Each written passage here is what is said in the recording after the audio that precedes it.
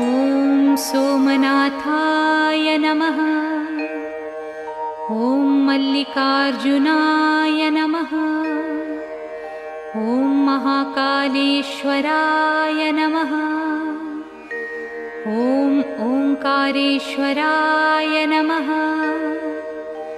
ॐ वैद्यनाथाय नमः।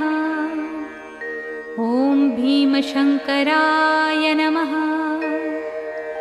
ॐ रामेश्वराय नमः। ॐ नागेश्वराय नमः।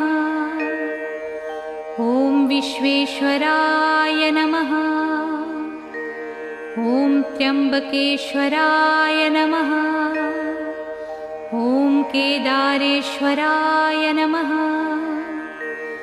ॐ भुस्मेश्वराय नमः।